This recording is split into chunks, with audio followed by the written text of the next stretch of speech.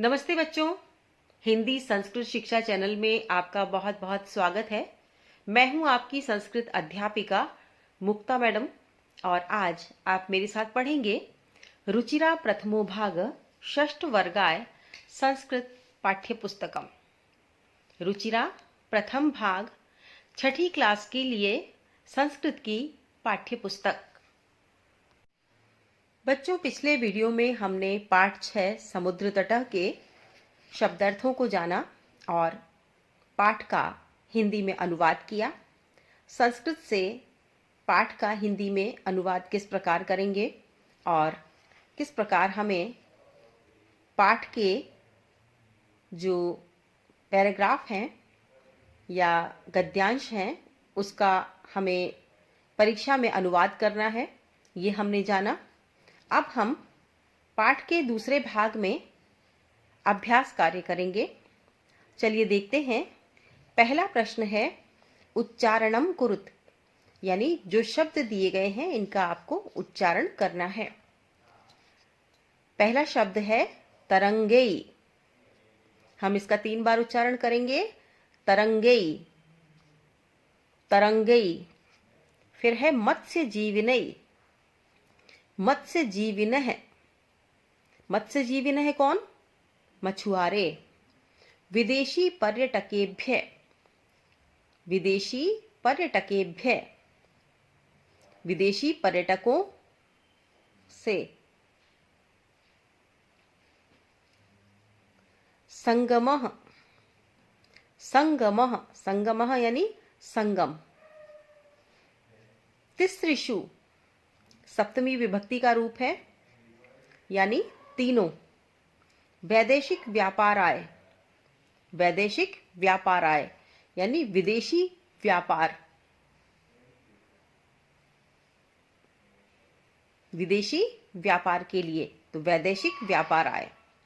प्रायद्वीपः, प्रायद्वीपः यानी ऐसा क्षेत्र जिसके तीनों तरफ जल प्रवाहित होता हो और 3 तरफ से जल से आच्छादित हो, उसे हम प्रायद्वीप कहते हैं। भारत ऐसा ही देश है जिसका 3 भाग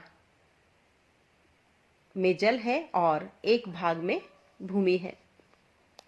बंगोपसागर है। बंगोपसागर है यानी बंगाल की खाड़ी। बंगोपसागर है। चंद्रोदय, चंद्रमा का उदय, चंद्रोदय है। अब हम पढ़ेंगे इस पाठ के प्रश्नोत्तर। लघुत्रात्मक प्रश्न है। अधोलिखितानां प्रश्नानां उत्तरम लिखत। नीचे लिखे गए प्रश्नों के उत्तर लिखें। जना का भी जल विहारम कुर्वन्ति। जना का भी जल विहारम कुर्वन्ति। लोग किसमें जल विहार करते हैं, किसके द्वारा जल विहार करते हैं? तो यहाँ आ जाएगा नौका भी। जना नौका भी जल विहारम कुर्वन्ति। अब है भारतस्य दीर्घतमः समुद्र तटः क। भारत का सबसे लंबा समुद्र तट कौन सा है? तो इसमें उत्तर आएगा चेन्नई नगरस्य मेरिना तट। तो हम लिखेंगे चेन्नई नगरस्य मेरिना तटः। इसे पूरा लिखने के लिए भारतस्य दीर्घतमः समुद्र तटः चेन्नई नगरस्य मेरिना तटः अस्ति। इस तरह से लिखेंगे। तीसरे में पूछा गया है जनाः कुत्र स्वैरम विहरन्ति। लोग कहाँ स्वच्छंद विहार करते हैं? तो इसका उत्तर आएगा मुंबई नगरस्य जुहू तटे।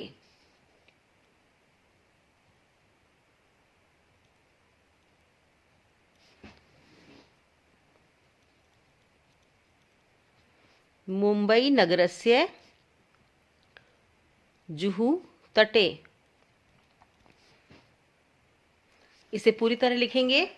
जना मुंबई नगरस्य जुहू तटे स्वैरम विहरन्ति। इसके बाद प्रश्न है घ वाला। बालका बालुका भी किम रचयन्ति। बच्चे रेत से क्या रचते हैं, क्या बनाते हैं? तो हम लिखेंगे बालुका गृहम।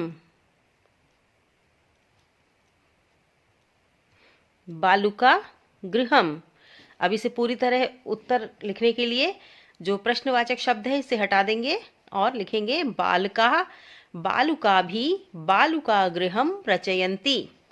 इसके बाद है कोच्चि तटः केभ्य ज्ञायते। कोच्चि तट किसके लिए प्रसिद्ध है या कोच्चि तट किसके लिए जाना जाता है? उत्तर होगा नारिकेलेभ्य। नारिकेलेभ्य यानी नारियलों के लिए। तीसरा प्रश्न है मंजूषात् पदानि चित्वा रिक्त स्थानानि पूरयत। यानी बॉक्स में से शब्दों का चयन करके रिक्त स्थानों की पूर्ति करनी है। क में दिया हुआ है कन्याकुमारी तटे त्रयाणाम सागराणाम किम भवति। यानी कन्याकुमारी के तट पर तीनों सागरों का क्या होता है? संगम। संगम होता है, इसलिए हम ये संगम शब्द यहां पर भर देंगे। संगमः भवति तो आ जाएगा कन्याकुमारी तटे त्रयाणाम सागराणाम संगमः भवति।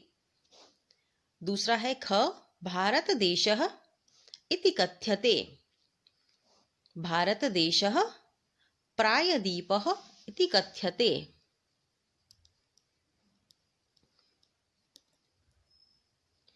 जो बॉक्स में शब्द दिए हुए हैं उनमें से उचित शब्द हमें यहाँ ढूंढना है जिससे कि वाक्य जो है पूरा हो जाए और उसका सही सही अर्थ निकले। ग है जना समुद्र तटम आगच्छन्ति। तो लोग समुद्र तट पर आते हैं, किसके लिए आते हैं? पर्यटनाय, घूमने के लिए। तो ये हो जाएगा जना समुद्र तटम पर्यटनाय आगच्छन्ति। इसके बाद है बालेभ्य रोचते। बालेभ्य किम रोचते? बालेभ्य क्रीड़ा रोचते। तो हम यहाँ लिख देंगे क्रीड़ा। बच्चों को खेल अच्छा लगता है। बालेभ्य क्रीड़ा रोचते। अब है ज्ञ वाला भारतस्य पूर्व दिशायाम अस्ति। तो भारतस्य पूर्व दिशायाम किम अस्ति? भारतस्य पूर्व दिशायां बंगोपसागरः अस्ति। बंगोपसागरः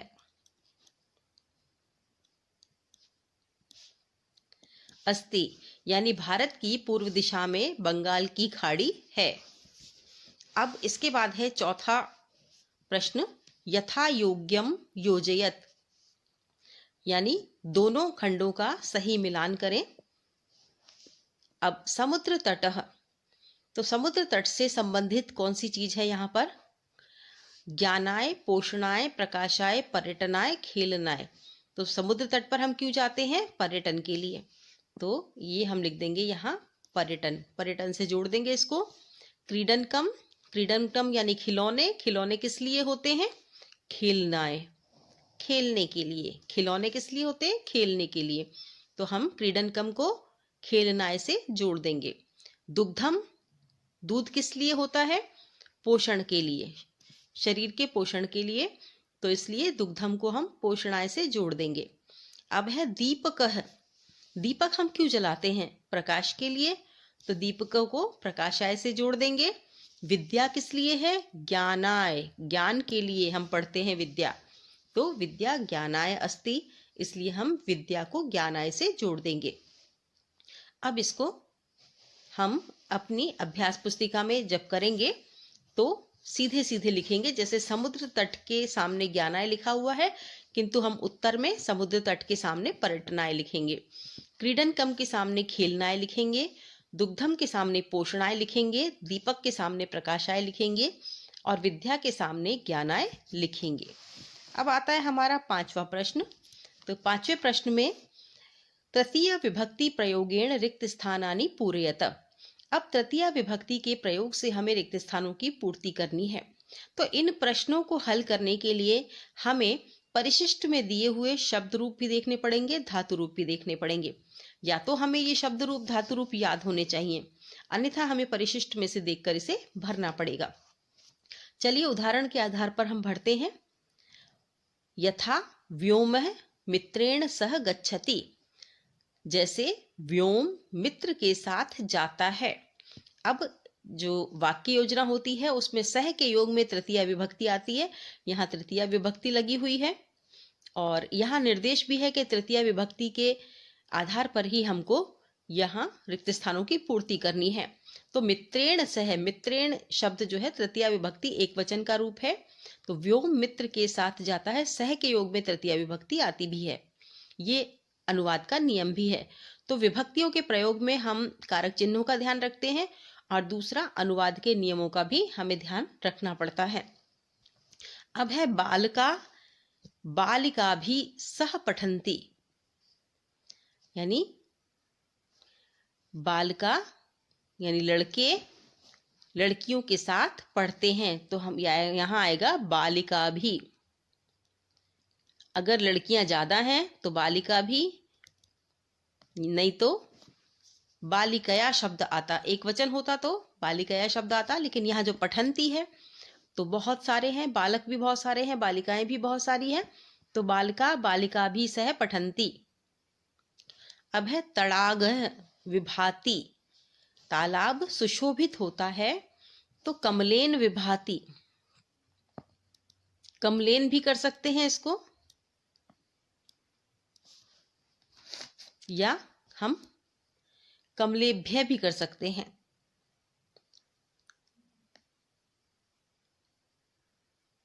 जिस प्रकार से रामेण रामाभ्याम रामेभ्य तृतीय आता है, उसी प्रकार से कमल शब्द में भी कमलेन कमलाभ्याम कमलेभ्य इस तरह से रूप बनेंगे।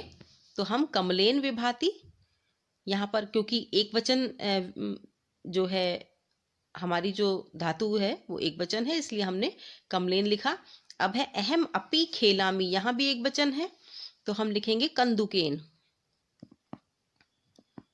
क्योंकि एक ही गेंद से खेल रहे हैं इसलिए कंदुकेन खेलामी। अश्वा अश्वेभ्य सह धावन्ति, या फिर अश्वेन सह धावन्ति, अश्वेन भी कर देते हैं आप, अश्वेन सह, अश्वः अश्वेन सह धावन्ति। अब जैसे यहाँ निर्देश दिया हुआ है, निर्देश में आपके तृतीया एक वचन का रूप दिया हुआ है, तो लगभग तृतीया एक वचन का रूप ही आएगा। लेकिन जहां पर बहुवचन है वहां पर हम वाक्य के अनुसार एक वचन और बहुवचन के रूप का प्रयोग कर सकते हैं। अब जैसे अश्वा अश्वेन सह धावन्ति, अब घोड़े के साथ दौड़ रहे हैं, तो यहाँ बहुत सारे घोड़े एक घोड़े के साथ भी दौड़ रहे हैं, ऐसा भी हम कह सकते हैं, और बहुत सारे घोड़े बहुत सारे घोड़ों के साथ दौड़ रहे हैं, ऐसा भी हम कह सकते हैं। किंतु यहाँ पर घोड़ा घोड़ों के साथ दौड़ रहा है तो एक वचन की धातु रूप आती, लेकिन घोड़े के साथ दौड़ रहे हैं, यहाँ पर बहुवचन शब्द है, बहुवचन की धातु रूप है, इसलिए अश्वेभ्य सह भी हम लिख सकते हैं और अश्वेन सह भी हम लिख सकते हैं। तो इसमें अश्वेभ्य भी हम कर सकते हैं, ये भी बहुवचन का रूप है और एकदम सही है। अब है मृगा मृगेण सह चरन्ति, सह के योग में तृतीया विभक्ति आएगी, तो मृगा मृगेण सह चरन्ति। यहां हम एक वचन का ही रूप रखेंगे, अश्वेन में भी हम एक वचन का रूप रखेंगे, कंदुकेन में भी एक वचन का रूप रखेंगे, कमलेन में भी एक वचन का रूप रखेंगे, और जहां जब सारे एक वचन के रूप आ रहे हैं तो यहां भी हम बालिकया कर सकते हैं, बालिकया करेंगे हम यहाँ पर, बालिकया सह पठन्ति। तो इस तरह से शब्द यहाँ पर आ जाएंगे। सभी खाली स्थानों को भरने के बाद एक बार हम फिर से देख लेंगे कहीं कोई गलती तो नहीं रह गई। जैसे उदाहरण दिया हुआ है, व्योम मित्रेण सह गच्छति, व्योम मित्र के साथ जाता है, यहाँ तृतीया एक वचन के रूप का प्रयोग हुआ है। तो क में बालका बालिकया सह पठन्ति, बालक बालिका के साथ पढ़ते हैं। तो यहाँ भी हमने एक वचन का रूप रखा है, लेकिन ये स्त्रीलिंग शब्द है इसलिए यहाँ पर बालिकया शब्द आएगा। तड़ाग कमलेन विभाति, यानी तालाब कमल से सुशोभित होता है।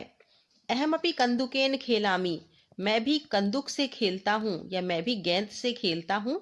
अश्वा अश्वेन सह धावंती, घोड़ा घोड़े के साथ दौड़ता है, घोड़े घोड़े के साथ दौड़ते हैं।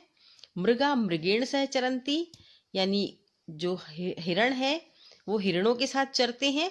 यहाँ मृग शब्द जहाँ हिरण के लिए भी आता है और मृग शब्द पूरे जानवरों के लिए भी आता है, किंतु मृग शब्द वर्तमान में या यूं कहें हम कि बाद में हिरण के लिए ही रूढ़ हो गया था, इसलिए हम इसे हिरण ही कहते हैं।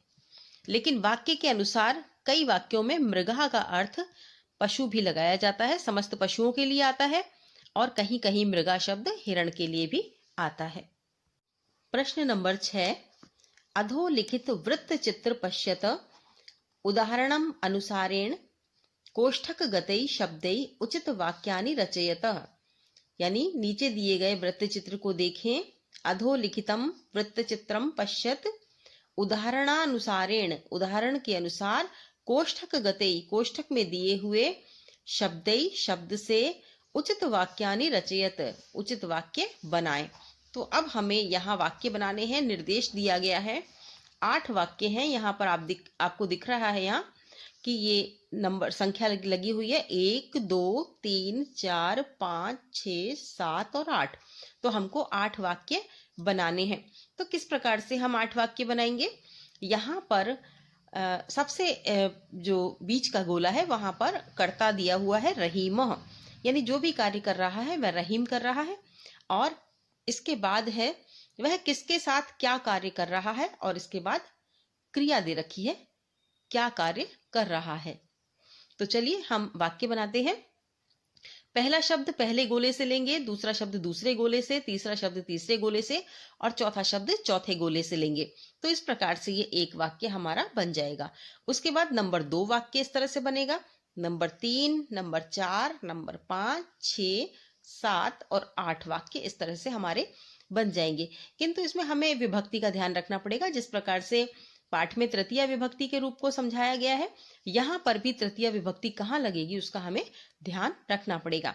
तो चलिए देखते हैं। पहला वाक्य इसमें दिया हुआ है रहीम मित्रेण सह क्रीडति।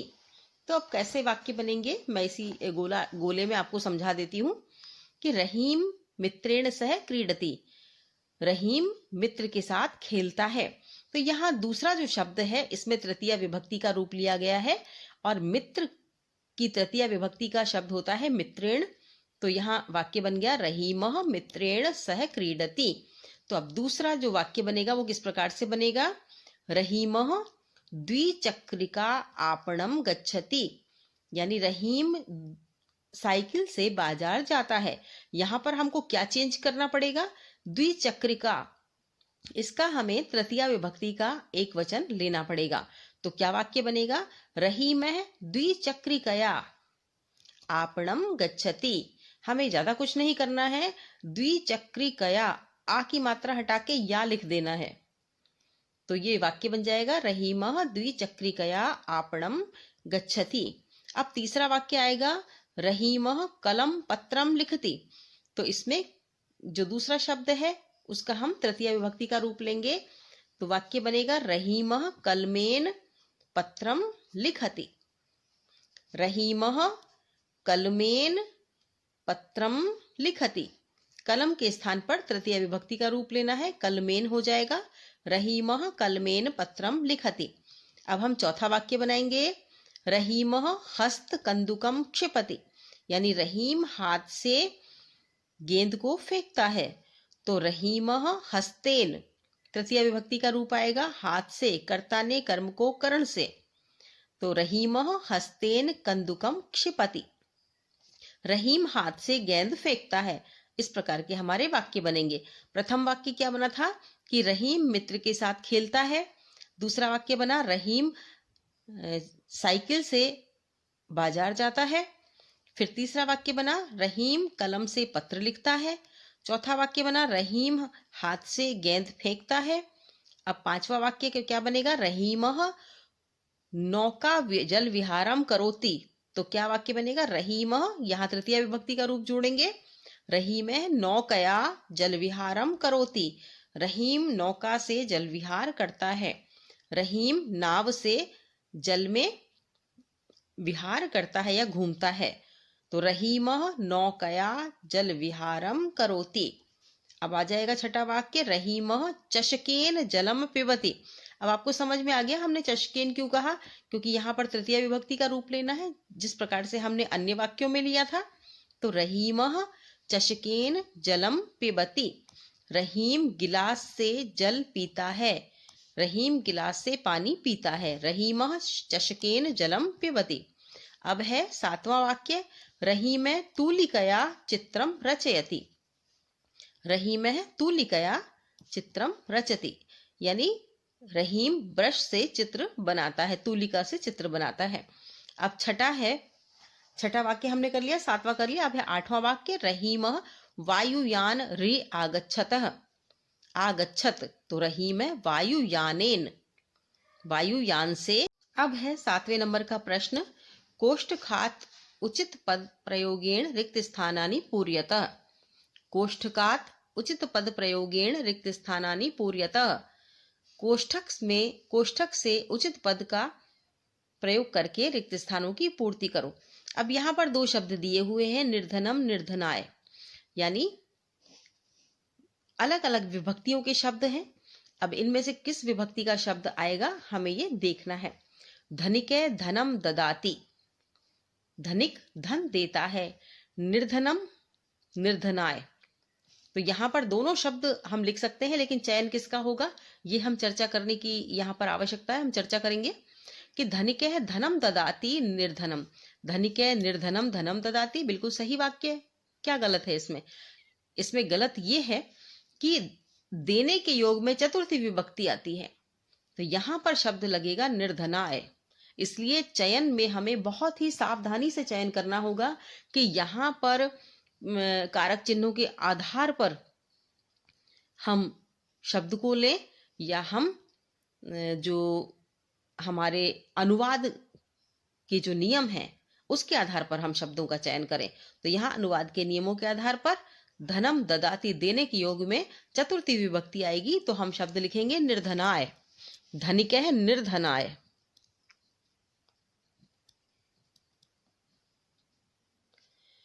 विभक्तियों और कारक चिन्हों संबंधित वीडियो मैंने चैनल पर डाले हुए हैं, आप पढ़ सकते हैं। और जो अपने अनुवाद के नियम हैं उनके बारे में भी मैंने वीडियो बनाकर उसमें दिया हुआ है आपको, तो आप उसको पूरा पढ़ लेंगे, समझ लेंगे, तो ये जो अनुवाद के नियम है वो भी आपको सारे आ जाएंगे।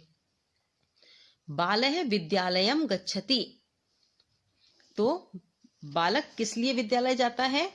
पठनेन, तो पठनेन तो तृतीय विभक्ति है, कर्ता ने कर्म को करण से, ये नहीं आएगा। पठनाय पढ़ने के लिए, बालः पठनाय विद्यालयम गच्छति, पढ़ने के लिए विद्यालय जाता है। तो कर्ता ने कर्म को करण से के द्वारा संप्रदान के लिए, तो यहाँ पर चतुर्थी विभक्ति, संप्रदान में चतुर्थी विभक्ति आती है, इसलिए पठनाय होगा। बालः पठनाय विद्यालयम गच्छति। सज्जना परोपकाराय जीवन्ति, सज्जन व्यक्ति परोपकार के लिए जीते हैं, यहां भी चतुर्थी विभक्ति आएगी, परोपकाराय। अब है प्रधानाचार्य छात्रेभ्य पारितोषिकम यच्छति, तो यहाँ शब्द आएगा छात्रेभ्य, और ञ वाले में पूछा है शिक्षकाय नमः, यहाँ शिक्षकाय शब्द है और शिक्षकम है, तो हम चतुर्थी विभक्ति का रूप शिक्षकाय प्रयोग करेंगे, क्योंकि नमः के योग में चतुर्थी विभक्ति आती है, ये भी अनुवाद का नियम है। तो बच्चों आज हमने पढ़ा कक्षा 6 का पाठ 6 समुद्र तट, और इस पाठ के हमने प्रश्नोत्तर किए। प्रश्नोत्तर के बाद अगले वीडियो में हम पाठ पढ़ेंगे 7वां पाठ बकस्य प्रतिकारः।